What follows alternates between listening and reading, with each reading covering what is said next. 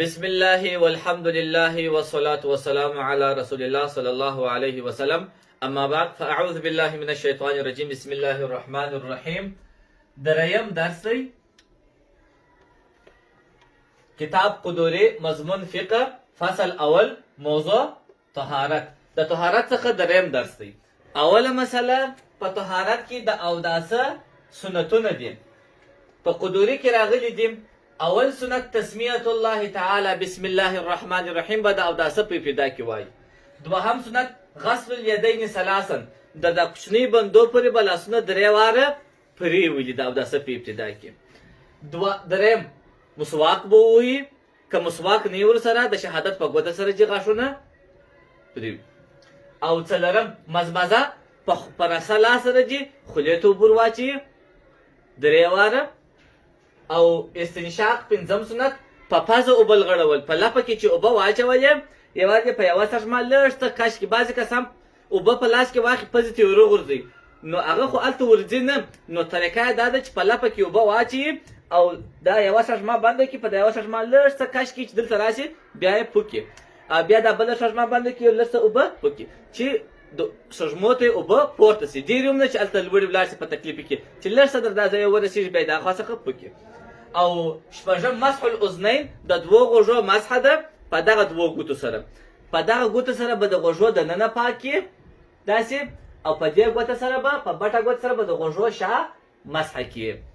او اوم وتخلیل اللحیة والاصابع ژره به خلال کې چې کله مخ پریولي د مخ په پریولو کې به ژره خلالوي. خلال دا معنا چې ګوتې پکې ووایي چې د وریښتانو و بېخو ته اوبه ورسیږي. او د ګوتو خلال دا دی چې د لاسو په پریوللو کې به ګوتې خلال کې، او د پښو خلال به په خچۍ ګوته سره وکړي، د پښو د ګوتو مابینځ به هم په دغه ګوتو سره خلال وکړي چې اوبه ښه د ګوتو بېخو ته ورسېږي او بغلو ته یې ورسي. اتم تکرار الغسل الی ثلاث هر هغه اندام چې پریولل کېږي، مثلا د مخ پریولل یو وارې فرض دي، خو درې وارې پریولل یې سنت دي. د لاسو پریولل سره تر څنګلو یو وارې فرض دي، خو درې وارې تکرارول تر درو وارې پورې سنت دي. د پښو پریولل د بیجلوکو سره فرض دي، خو درې وارې تکرارول یې بیا سنت دي. د اوداسه مستحبات یو دوه درې څلور دانې، څلور شیان په اوداسه کې مستحب دي. انیت و نیت، نیت د اوداسه په ابتدا کې چې وکړي چې زه د اودس هڅه کوم تر څو ماته لمونځ راواسي او عبادت به وکړم، دغه په زړه کې دغه نیت کول دا مستحب دي. دوهم استیعاب جمیع الرأس بالمسح د ټوله سر مسح کول دا مستحب دي. د سر د دې مخکینۍ حصې مسح فرض وه، یوازې د دې څلورمې حصې د مخ طرف یې مسح یې فرض وه، خو د ټوله سر مسح په دواړو لاسو سره کول دا بیا مستحب دي. او دریم ترتیب الوضوء اودس په ترتیب سره کول. د اوداسه دا ترتیب چې دی دا مستحب دی، په ترتیب سره اودس باید وکړي. اول باید مثلا د خبرې مخ پریولي، بیا لاسونه سره تر څنګلو پریولي، بیا د سر مسح وکړي، بیا پښې پریولي. که دی دا ترتیب سره واړي، اول پښې پریولي، بیا مخ پریولي، بیا لاسونه پریولي، بیا مسح وکړي، نو اودس یې زموږ په مذهب کې صحیح دی، خو د سنت طریقې مخالف د اودس ازا کوي.